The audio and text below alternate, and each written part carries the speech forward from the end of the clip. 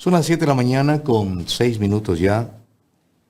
7 de la mañana con 6 minutos y es tiempo de empezar nuestras entrevistas aquí en OMC Noticias y lo hacemos saludando al doctor Dalton Bacigalupo Buenaventura, analista político. ¿Cómo está usted, doctor? Buen día. ¿Cómo le va? Buen día, Orlando. Un saludo a la gran audiencia de este medio y programa y gracias pues por la entrevista. ¿Cómo analiza usted la situación de la CONAIE, que dirigentes de base lograron un acuerdo con voceros del gobierno, representantes del gobierno como el ministro del Interior, John Reinberg, pero que a renglón seguido otros dirigentes que estuvieron presentes, como la señora Pacha, que apenas tuvo 300 votos en su localidad, Pacha Terán, asuma ahora la dirección del paro en Imbabura y mantenga en zozobra a la gran cantidad de habitantes de Imbabura que quiere trabajar, que ya les he dicho no al paro, queremos trabajar porque las pérdidas son millonarias en esta provincia donde está focalizada justamente la paralización que llamó la dirigencia de la CONAIE a todo el país. Vea, Orlando, ya hace muchos años la CONAIE ha perdido el rumbo en el sentido de que ya sus reivindicaciones iniciales respecto de la necesidad por parte del Estado de realizar políticas sociales intensivas en la zona rural campesina, fundamentalmente en la serranía ecuatoriana, habitada por grandes segmentos indígenas, ha derivado en la politización de los dirigentes, entre comillas, de esa institución, porque ahora ya vienen los afanes políticos de posicionarse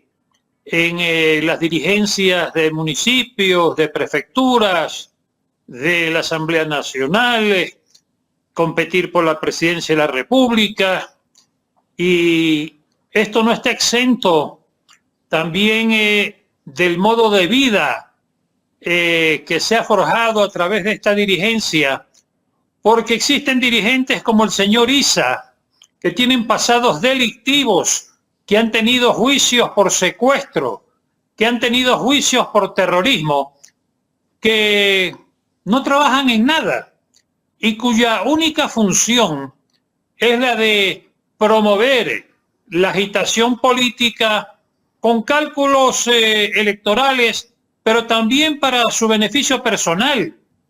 Acordémonos que este insigne terrorista, porque así lo ha calificado el país y así con ese título estuvo enjuiciado, definitivamente pues capitaneó el intento de golpe de Estado contra el presidente Lenín Moreno, capitaneó en maridaje con el correísmo, porque ese es el peón político del correísmo, el intento de golpe de Estado también contra el presidente Lasso. Y ahora lo que existe, Orlando, es un vil maridaje entre el Issa correísmo y el crimen organizado en el país para intentar también desestabilizar, tumbar al presidente de la República, Daniel Noboa, porque Daniel Noboa y su gobierno se han convertido en una dura piedra en el zapato para los afanes de los intereses del crimen organizado en el país, y entre ellos el del contrabando de combustible y el de la minería ilegal.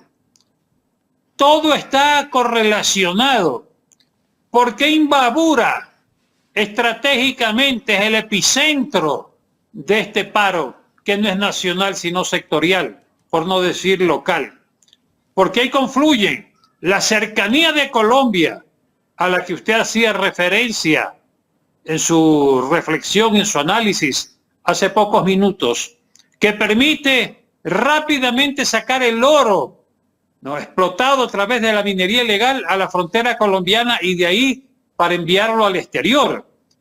Pero también hay la circunstancia de lo que los intereses de los contrabandistas de combustible que hacían pingües negocios, trasladando el diésel barato a la frontera colombiana para mantener esta actividad de la que han vivido seguramente muchos intereses en la provincia de Imbabura.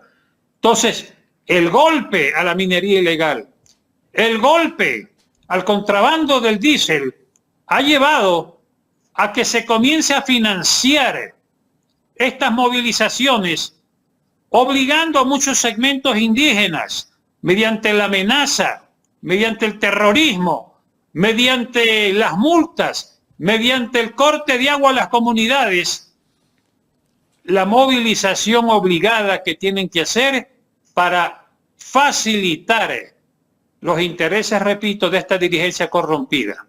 Nadie tiene duda ya en el país, y lo confirma la inteligencia militar, de que los dineros sucios de los criminales de la minería ilegal y del narcotráfico definitivamente están sosteniendo el paro en Imbabura.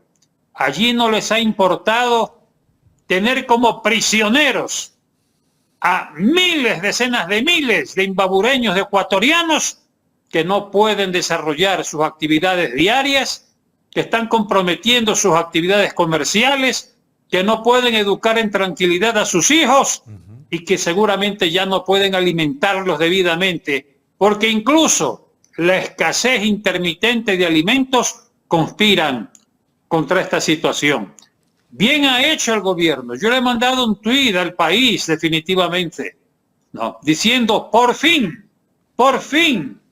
se ha hecho una acción contundente contra la minería ilegal en Imbabura, cuando hemos conocido todos los ecuatorianos, creo yo, con beneplácito, que se ha hecho una ofensiva, ¿no?, para bombardear las instalaciones múltiples que tienen pues la minería ilegal en la provincia, tirando abajo las infraestructuras, las entradas de las bocaminas, etcétera, que han sido la fuente de actividad por algunos años de esta minería.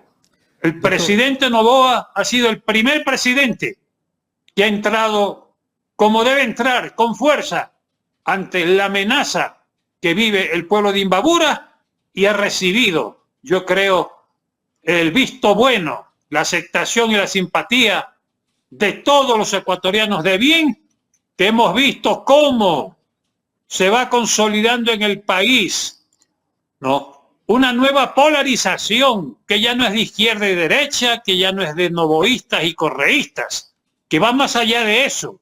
El país se está polarizando entre los intereses del crimen organizado y los intereses de la libertad y la democracia del resto de ciudadanos ecuatorianos.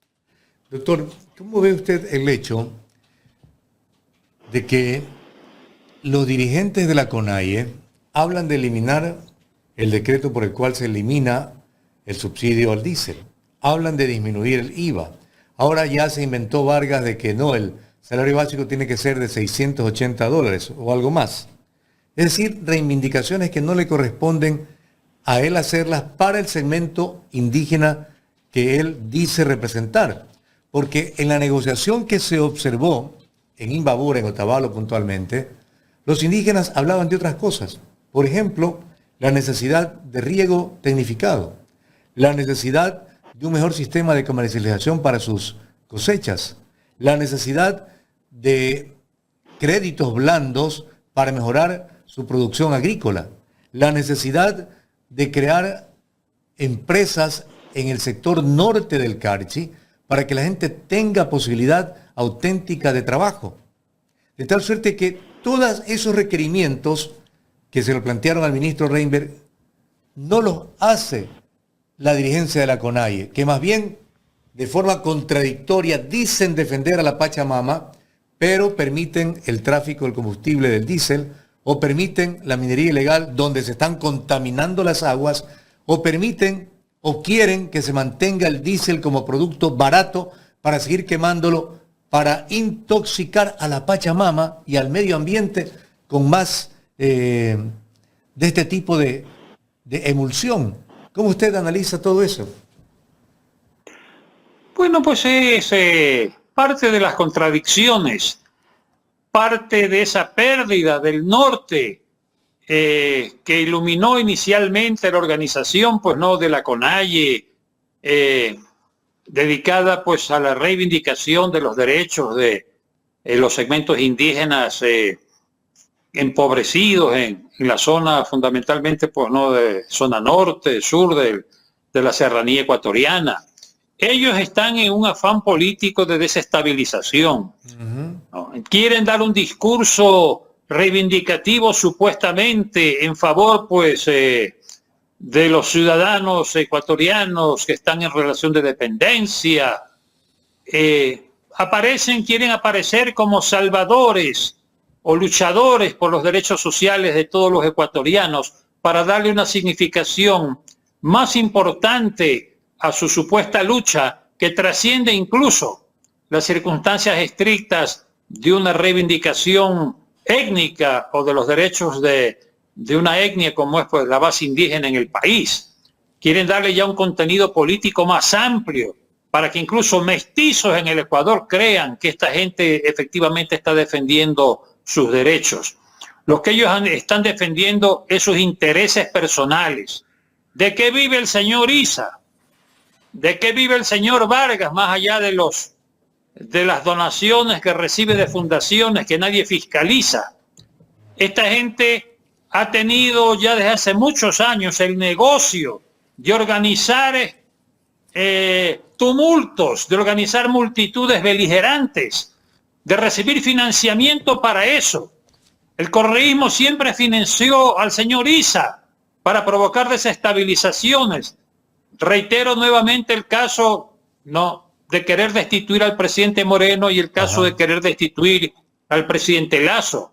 Eso no es gratis. No, el mismo señor Issa dijo, tan orondo y lirondo, que había costado 200 millones, creo, una de las últimas movilizaciones, contra Moreno o contra Lazo. ¿Y de dónde sale ese dinero?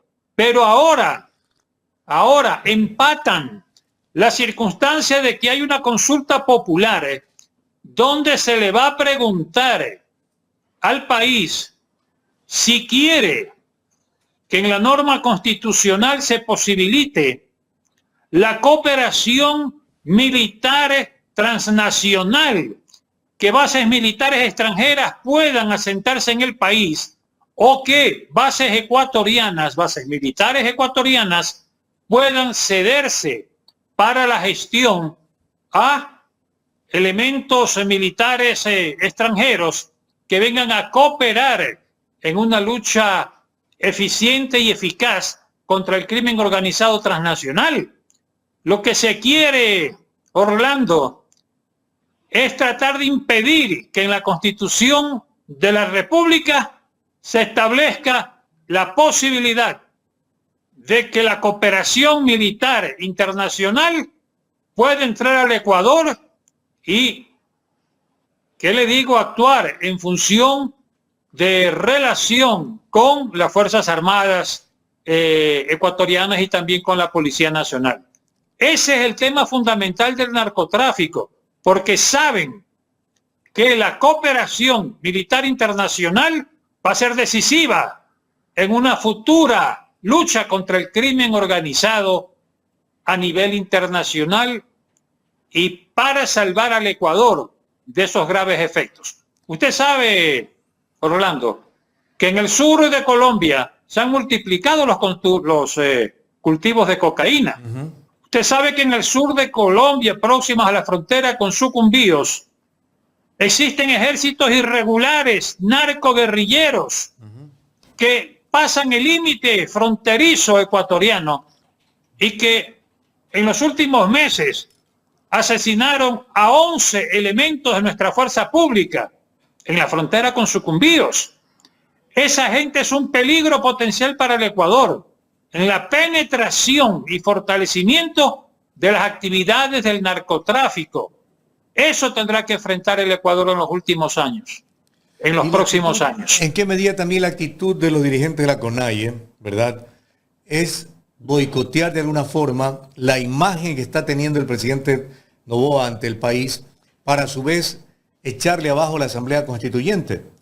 Que de realizarse la Asamblea y tener una nueva Constitución, prácticamente todos estos delincuentes que tienen una garantía en la Constitución Política de Montecristi desaparecerían, como también la posibilidad de fortalecer mecanismos de extinción de dominio o extradición para el caso de los que están inmersos en la minería ilegal, doctor Bacigalupo.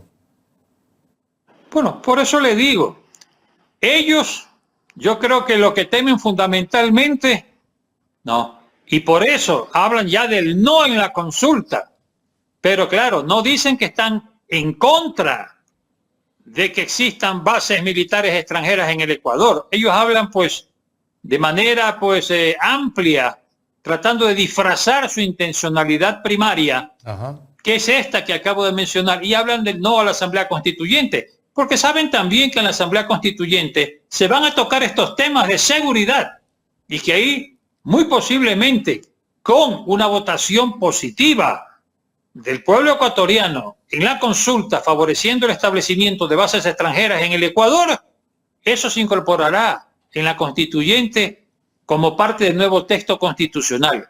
Lo que ellos no quieren es que exista ese apoyo militar internacional para combatir al crimen organizado transnacional. Eso es lo que hay en el fondo. Esta gente quiere seguir viviendo del financiamiento irregular de contrabandistas, de mineros ilegales, del narcotráfico. Han convertido la dirigencia de la CONAIE, no, en una catapulta para defender particulares intereses de orden económico. Y ahí está el fondo de toda esta cuestión. No hay dinero que falte definitivamente atrás de esas movilizaciones.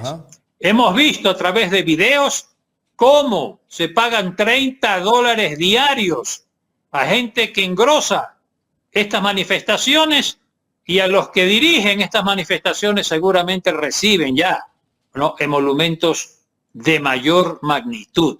Entonces, ahora, el dinero... La policía logró capturar ayer a un individuo con buzo verde que le lanzó una bomba molotov a un grupo de policías que trataba de despejar la vía. La policía lo persiguió, entró a un domicilio, los miembros de la policía entraron al domicilio y lo sacaron y lo tomaron preso. Pero ya los derechos humanos están diciendo que hay una violación a la intimidad del domicilio. ¿Usted cree que la Corte Constitucional y sus integrantes están también en este juego de estas mafias, de esta gente que quiere el caos en el país? Porque al dejar insubsistentes leyes que permitían el acceso de militares, policías o efectivos de seguridad para ingresar a los domicilios sin orden judicial, para detener a delincuentes, se está permitiendo que todo esto funcione a favor del caos, doctor. Ya, pero usted sabe, pues, Orlando, que la decisión del gobierno es actuar.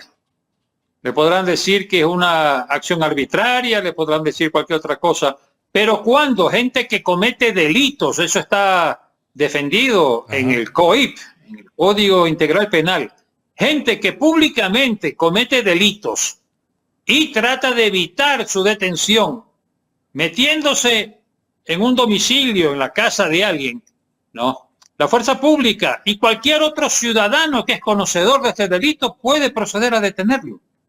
Hay la facultad legal actualmente. Lo que se ha tratado es de impedir que se generalice o se distorsione en un momento dado esta facultad legal de penetración sin orden judicial en un domicilio, cuando la flagrancia es evidente, que incluso, repito, más allá de la actividad de la fuerza pública, permite que un ciudadano que observa esto pueda un momento dado penetrar en un domicilio para retener a quien ha cometido de manera flagrante, le digo, una acción delictiva. ¿No? Como por ejemplo, me contaba... ¿Qué salida me contaba algún penalista? Doctor? Porque ya estamos entrando una quinta semana, que si bien es cierto no es en todo el país, No ha ocurrido lo que ocurrió en el 2019, en el 2022, pero hay pérdidas para una provincia como Imbabura. Turismo, agricultura, industria, artesanía, todos están perdiendo. Tienditas, panaderías, etcétera. ¿Qué salida le ve cuando la dirigencia disque de la CONAIE en las bases boicotea el acuerdo al que llegaron representantes de importantes entidades de los indígenas con el gobierno? Vea, le digo, Orlando, el maridaje del correísmo que está atrás empujando estas movilizaciones, ¿no? Y que saben que van en la línea de desestabilizar o pretender desestabilizar al gobierno de Noboa, va a tener, le digo, pues una consecuencia desfavorable para los intereses del propio correísmo. Ya vimos al señor Correa, fue el primero que salió a cuestionar por qué la fuerza pública había entrado a un domicilio para sacar a este delincuente que quería protegerse al interior de ese domicilio a título de que es inviolable el domicilio. No, legalmente se puede intervenir, como lo acabo de decir. No, incluso para efectos informativos, me decía un amigo penalista que también se puede eventualmente, para evitar el cometimiento de un delito, que alguna persona que percibe ya efectivamente que alguien puede ser víctima de un delito al interior de un domicilio, está facultado legalmente para poder introducirse en ese domicilio para impedir un momento dado un acto criminal. No. Entonces me ponía el ejemplo, por ejemplo, una mujer está gritando dentro de una casa, ¿no? Hay una bulla y una mujer grita que la están matando, que la quieren matar. Si hay alguna persona que pasa por ahí y ve que, y oye y escucha o percibe que hay un intento de asesinato en esa casa, está autorizado por la legislación penal ecuatoriana para efectos de introducirse sin orden judicial definitivamente en ese domicilio con la finalidad de impedir ese crimen. Entonces le digo, hay estas excepciones. Lo que ha hecho la Corte, creo yo, le digo, pues ha afinado el concepto de que tiene que vertebrarse un proyecto legal remitiéndose al cumplimiento exacto de todos los trámites que muy posiblemente no se ha hecho en algunos proyectos que ha enviado el presidente Noboa. Pero yo no creo de ninguna manera que la Corte Constitucional no quiera pues proteger o amparar necesariamente pues estas actividades delictivas. Y yo creo que estos antecedentes que son de conocimiento ciudadano van a alertar la futura conducta que tiene que tomar la Corte Constitucional respecto al tratamiento de estos temas. Y como estos son temas que igualmente serán materia de análisis en una nueva constituyente, entonces por eso la oposición a la constituyente, con el no rotundo que ya salió pues el señor Vargas a decir, iban a impulsar. Pero aquí hay una cosa, Orlando. ¿Cuál? El país va a reaccionar. No, yo creo que la imagen del presidente Noboa más bien se fortalece con esto, porque la ciudadanía que ve que el presidente Noboa está actuando con coraje cívico, pensando solo en el interés nacional, en el futuro luminoso del Ecuador, está luchando a capa y espada contra el crimen organizado, va ganando simpatías frente a lo que representa, repito, la amenaza severa, ¿no?, del crimen organizado internacional.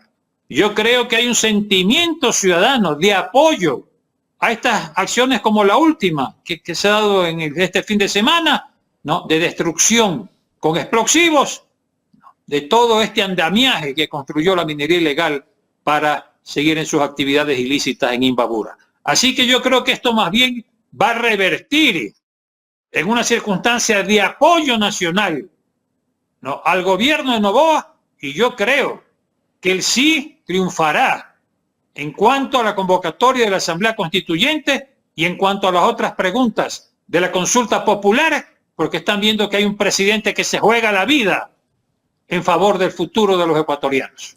De acuerdo, doctor. Estaré convocándolo para más adelante hablar sobre el tema específico de la Asamblea Constituyente. Gracias por su participación al iniciar. Gracias, Orlando. A usted un abrazo. Aquí, a usted también. Un abrazo. Pase bien. 7 de la mañana con 30 minutos era el doctor Dalton Bacigalupo analizando la situación que vive el país con esta convocatoria al paro de estos dirigentes terroristas de la CONAIE.